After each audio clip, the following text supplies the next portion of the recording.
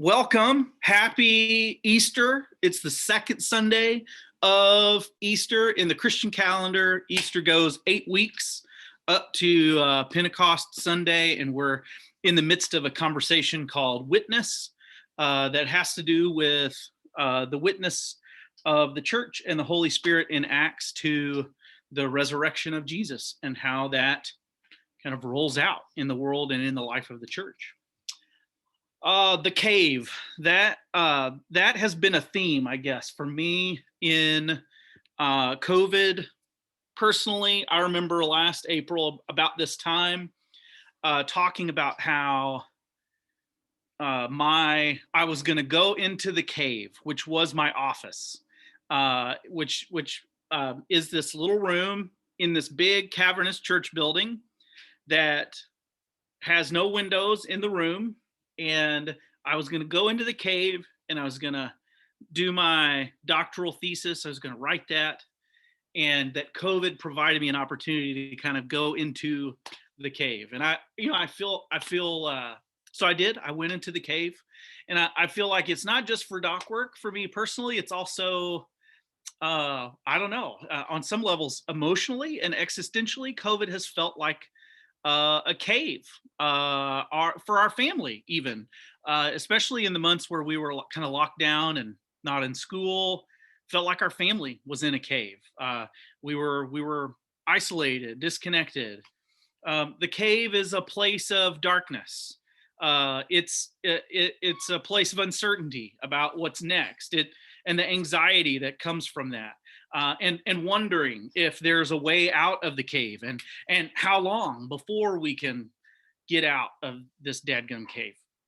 Maybe you felt that way too, with your family or with your job or in your relationships, that COVID has been a cave-like kind of experience. And the cave is not just an individual experience. It can be a collective experience too.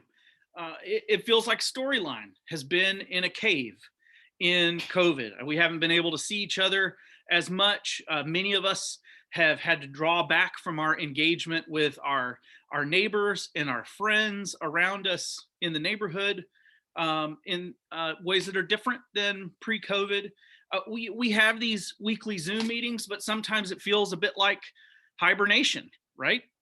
In a cave. I can't help but to think about the first group of disciples after Jesus was crucified.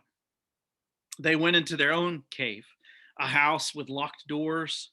They had their own lockdown experience together. They were afraid. They were uncertain about the future.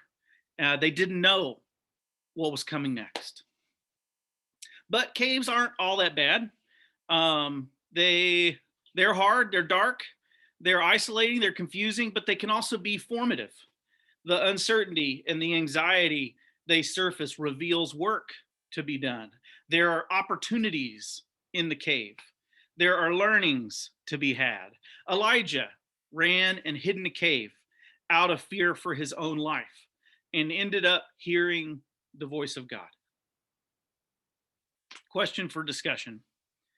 What have we learned about our life together in this pandemic? What has God been teaching us? Leave a note in the chat and I'll cue it up. What have we learned about our life together in this pandemic? What has God been teaching us?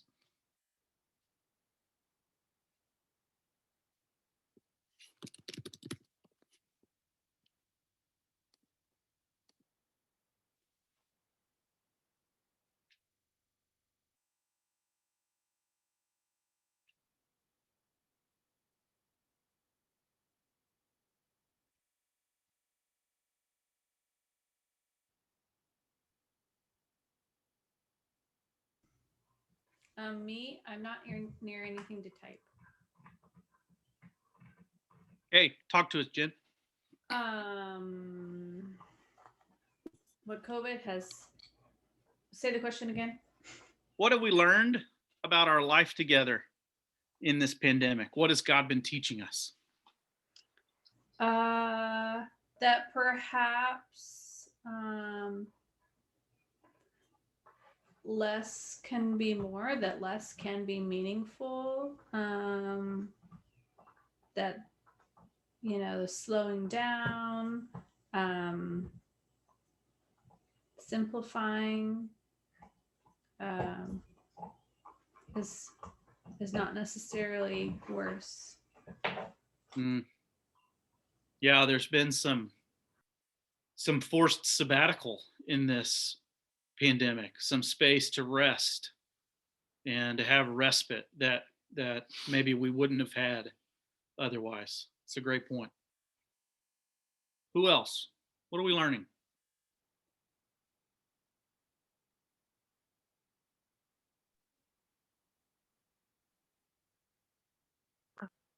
I would say just the importance of people, how much we need each other.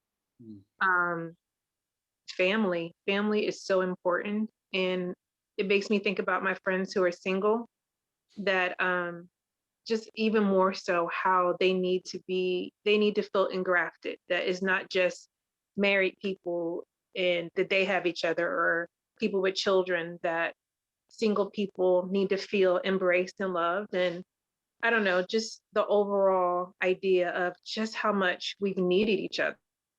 And it's funny because before it, I think we were so busy that we couldn't wait to run home and to just shut out the rest of the world, that when the rest of the world was shut away, we wanted to run out and go be with people, you know? And just the reminder of just how much we need people. We were created to be together. We were created to be social and interact, to touch each other, to embrace each other, to feel each other.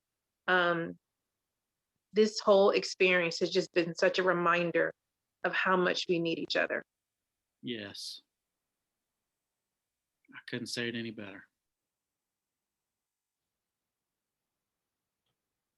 John Oliver. We've had some occasions to connect with some international folks we would not have had without Zoom. Yeah. What do you make of that, John? Marvelous. I guess we're learning that maybe our community has a slightly larger geography than we're usually aware of. That there are people who belong to us and who are connected to us that transcend our boundaries and our usual borders. Yeah. And I suppose that's always been true, but COVID's really magnified that. Yeah. I mean, the difficulty of having the baby in ICU and all that. I mean, that there was a closeness and intimacy with that would not have happened just through email. Methinks. Yeah. Yeah, that's a good point, John. I thank you for sharing that. Val. I would say that the goodness of strangers, or just that people are generally good. For me, it was very strange moving in the middle of a pandemic, because I moved out of a context I was very familiar with and then into one that was unfamiliar to me, and that sort of felt like a cave, like I had placed myself in this sort of isolated area. And I remember feeling like, well, I don't know the people around me, and I can't just knock on their door in COVID, you know. But then I remember, like, my next door neighbor, she did knock on my door, but she stayed like far away, and she, like, you know, shared her number with me and reached out and was like, you know, I'm here. I'm so glad you're here. And it was sort of like this, I don't know, this really special connection of, like, people are generally good everywhere. And like Marquila said, and we need each other, even though if I've just met you, you know, I need you and you need me. That's wonderful. Ted.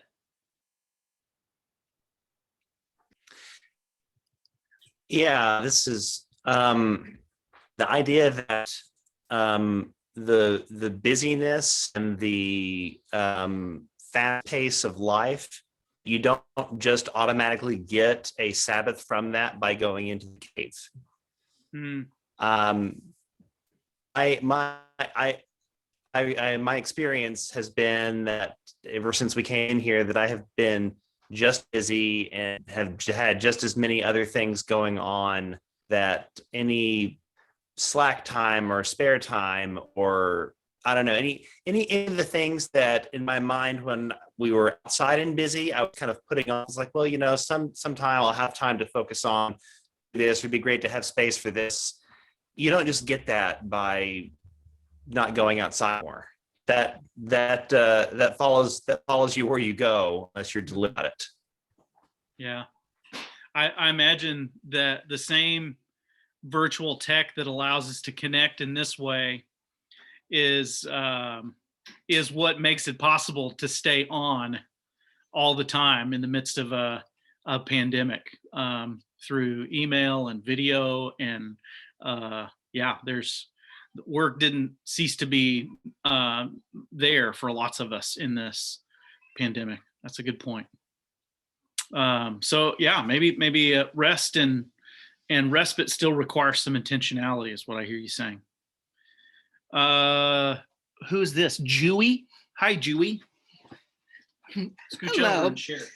Well, this is not nearly as positive, but I was just thinking about, I feel like I've learned a lot about how different people groups react to a crisis like this. And maybe that's not as positive of a lesson to learn in the cave, but sometimes I think we're too connected through social media and other ways of it's just for me, I feel like some of what I've learned about life together in this pandemic is how amplified some of our differences can be, if we're being honest, like how drastically different people react to a pandemic. And we just hear and take different, so many just drastically different opinions inside of things that I kind of wish, like, maybe I should be more disconnected in some ways, because I've just learned a lot about how vastly different and difficult it is to coexist with people who have reacted so differently. Good point. Thanks, Julie. Sarah Holland. Kind of dovetail off of what John said, like having international people kind of join on Sundays. I like through work, I've learned that it is possible to connect with people through technology. Like, it all has to do with personal choices and the ways in which you interact with it and that sort of thing. But we've been doing these online classes that come before winter, and we have people from 12 different countries on the screen at the same time. And, it's a neat way to see kind of people coming together across continents and sharing and growing together and in ways that we could do before, but we just didn't necessarily have the space, or it just kind of wasn't as accepted. And so that's been good. It's been enjoyable. Yeah, right on. Thank you, Sarah. Sarah Walker. I think I saw a hand raised from the Reese's. I'll get to them next. Go ahead. Yeah, I was just gonna say, there's so many things. One thing I've learned about our storyline life together is that whatever we've got going on is something we've all contributed to and something we all want to happen. I was talking to a friend of mine, and she said that their church went back to in-person, but everyone was upset because they weren't allowed to stay and visit before or after the service. And they said, what's the point of even going to church if you can't stay and visit? And I was thinking how discouraging and how frustrating and how mortifying that might be for church staff to think we're putting in all this effort to make this service happen, and people are saying that the only reason they want to come is so they can talk to each other before and after. And that just, I miss getting to talk to you guys in a natural setting, in just like a free form group. I miss that. But I feel like there's a big part of us that's still here in our church service. And that seems really special. So. Thank you, Sarah. Reese family. That was me. I think connected to what Sarah just shared, and I'm not exactly sure how to say this without it sounding pretty prideful or braggadocious. I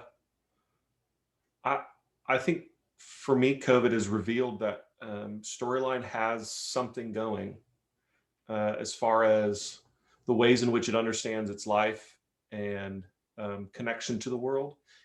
Not to minimize the disruption, of course, but I don't have a single friend in ministry who hasn't experienced some sort of massive existential crisis and legitimate concern of whether or not they would have a church, or that church folks would come back, and wondering about how many people they'll lose, financial angst.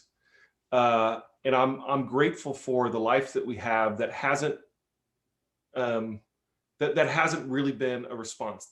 And again, not to minimize the disruption we've all felt and the hurdles that we felt, but like I don't know. I feel hopeful that the rhythm of life, the way in which we understand our embodiment to the community, I think the pandemic has showed that this has some staying power, that this is a good way to understand our life together.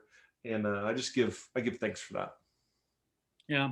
Ben, can I ask just a little probe?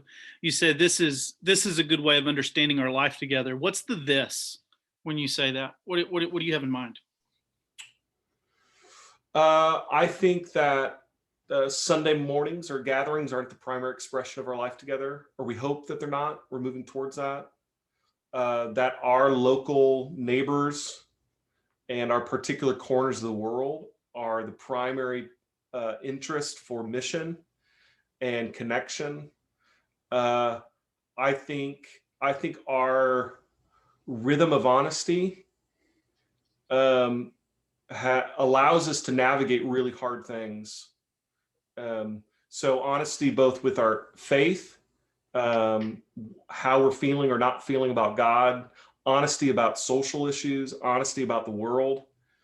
I think that rhythm, that commitment that was already there allowed us to be honest about the struggle of the pandemic, about issues of race, issues of immigration, all the things that we've been discussing. So I think those rhythms, those commitments, those postures are, I think, what I'm pointing to. I appreciate that. You know, I've had an existential crisis, but you're right. It's not related to being concerned that Storyline somehow wouldn't make it. That's just been my own personal cave. Miles, what you got, brother? So, just vamping for a moment on kind of what we were saying there, it really, and this probably strikes a chord vocationally for me, but it has struck me the number of churches that have had to make this trade-off of bringing people back in person with a financial decision. That the mortgage on the building, that the physical things they have invested in as a church are forcing them to do mental gymnastics with what they believe is best at a human level. And I think it is a sort of a macro commentary perhaps on the state of our discipleship as a country, that if we can't physically be in a church, we're not gonna put coins in a donation tray. And and that discipleship exists for some perhaps, and I'm probably guilty of this in my own way, inside of a building and not outside of it. And so that's been an interesting tug and pull as I've just watched friends and family and Facebook and things like that wrestle with some of these decisions this year. So that, it's an interesting observation. But really, as we're exploring this idea of the cave, what I was going to say, of looking at it at different angles, I think this year in a new way has made me appreciate that the cave itself is a privilege. Because the cave doesn't exist without, like in your cave, you hopefully have running water and a toilet that flushes. You have a DoorDash driver who can bring you lunch. You have lights that come on. You know, it's as much as any time in our community, in our society, you know, identified this gap of people who can retreat into a cave and people who cannot. Yeah. You know, probably on point. Literally, as I was listening to Ben talk, a FedEx driver brought a box of wine to my front door, and now I have wine for the month. And I'm, you know, incredibly lucky to have that. And so I think one aspect is that we should think about with the cave is how can we be someone that lifts up an opportunity to go into the cave for our community around us. Thanks, Miles. I shared last week about how Ryan and I went to Wichita to celebrate his 15th birthday by meeting up with some of his video gaming friends, one of the serendipities of COVID, who also happen to be children of church planting friends of mine through Mission Alive. You know, one of the joys of that time in Wichita was connecting with our spiritual director, Matt, from our neighborhood seminary cohort that Marquila was talking about earlier. He just so happens to live in Wichita, and he works for a community development ministry near downtown Wichita. And I've only seen him on Zoom. And so I wanted to see if he really existed or if it was AI. So I just messaged him and set up a morning coffee time while we were there. And I'll just say this about Matt.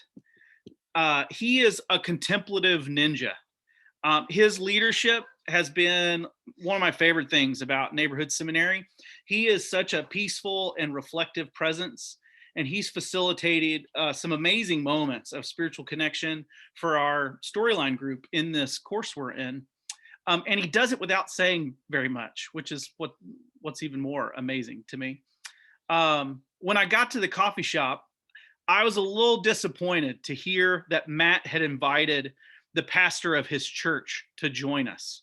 I wanted to hang out with Matt. I didn't want to hang out with his pastor. Like I wanted to get to know this guy that I think is a contemplative ninja. But I should have trusted Matt.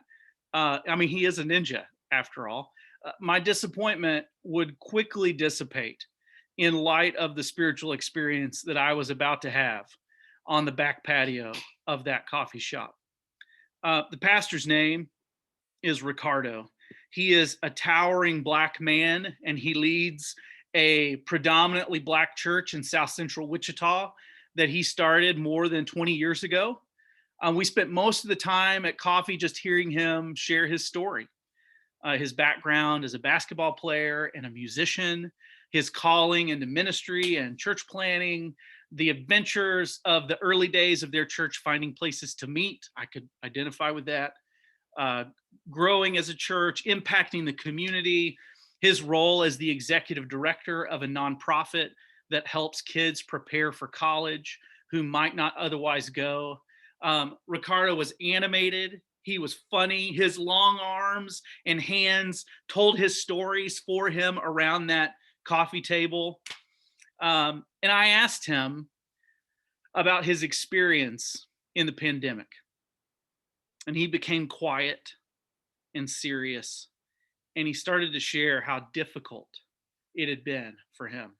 The church that he was serving had not had a worship gathering of any kind for more than a year since the pandemic began. Zoom wasn't an option because lots of his folks either don't have access or the knowledge to navigate the technology. And he talked about how hard it was for him personally, how it was causing him to do the interior work of identity, to ask who he was if he wasn't able to be a pastor leading a church in the way he was accustomed to leading one before COVID. And then with a glimmer of hope in his eyes, Ricardo said he believed that in this season, he was in a cocoon. He had been a caterpillar pre-COVID. In COVID, he had entered the cocoon. And coming out of COVID, he believed he would be transformed into a butterfly. He'd be able to fly and not just crawl. And that metaphor of cocoon for him wasn't just for him personally, it was for his church collectively too. In that moment, Ricardo's spiritual imagination was this aha kairos moment for me. All this time, I thought I was in a cave. I thought Storyline was in a cave, locked down, trying to find safety, unsure of what's next or the way out of the cave. But what if the cave is a cocoon? What if this season of lockdown is a vehicle for our transformation from a caterpillar to a butterfly? What if God is using this time to grow in us wings to fly? Jesus's burial tomb was more than a cave. It was a cocoon. It was a place of death and loss, but also a place of transformation and new life. Jesus walked out of the tomb a butterfly. He had a glorious transformed body. That locked house the disciples were huddled up in after Jesus' crucifixion was more than a cave. It was a cocoon. When Jesus walked through the wall and revealed his resurrected, transformed body, that changed everything for those disciples. That moment and the formation to follow would transform their community from discouraged and fearful to the picture we see in our text from Acts today. A community of radical generosity and sharing, a community of justice and equity, a hopeful counterculture to the domination and inequity around them. Willie James Jennings says that the picture we see in Acts 4, 32 through 35 is not just about spectacular giving, but about spectacular joining. People belonging to each other in community in a transformed way that embodies and bears witness to the resurrection life of Jesus. What if this COVID cave we're in is actually a cocoon of transformation? I shared this with Ricardo and Matt, and we all got really excited. Matt started talking about the new imagination required on the other side of the cocoon, the opportunities for growing wings and flying. And then Ricardo asked a question. Do you guys know what the butterfly does with the cocoon as it emerges from it? I didn't know. Matt, of course, Matt knew. Matt said, yeah, the butterfly eats the cocoon. Then Ricardo asked another question because he knew the answer too. Do you know why it eats the cocoon? I didn't know the answer to that either. 2 reasons, Ricardo said. Number one, first, it needs the nourishment. It's not yet strong enough to venture off and fly off for food. The cocoon provides the nourishment for it to gain strength and fly. And second, the butterfly eats the cocoon because there's no going back. There's no way to become a caterpillar again. And it can't stay in the cocoon forever. There's no going back, only forward. Then the 3 of us just sat there in silence, marveling at the spiritual moment that we got to be a part of together. The name of the coffee shop was Reverie. And I looked up what reverie means because I didn't know. It means getting lost in your thoughts and fascination. And how appropriate, because that's exactly what we did on the tail end of this conversation. I looked at my watch and it had been almost 3 hours since we started talking. Matt observed, I wonder if what we're experiencing right now, the 3 of us on this patio, is part of the transformation of church on the other side of the cocoon. And I think he's onto something. What does all of this mean for us? I'm curious for some discussion about what's God inviting us to leave behind in this COVID cocoon? And what is God inviting us to carry forward into the future? What transformation is God inviting us to as a community? If you have thoughts about what God might be inviting us to leave behind or to carry forward, I would love to hear you share them. Put a note in the chat, or just start talking. I'm sure that'll be fine too.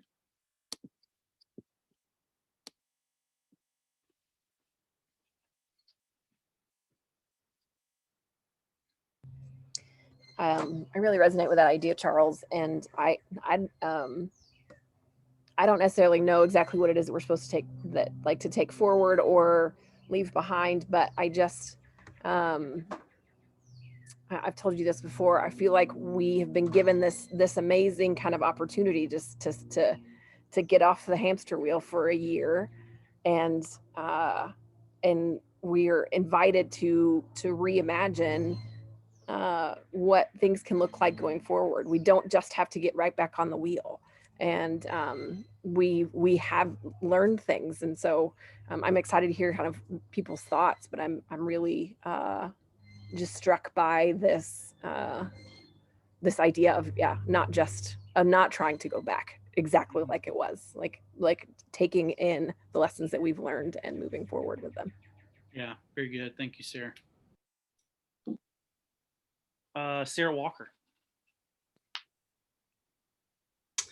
I definitely relate to the story of the cocoon. I feel like there have been multiple points in my life where I've either made a decision or something has happened and I think it's okay, and then it just goes way too far. Like, we're gonna have a third kid. Oh no, it's twins. I mean, who knew? And it's like, it's just happening to you.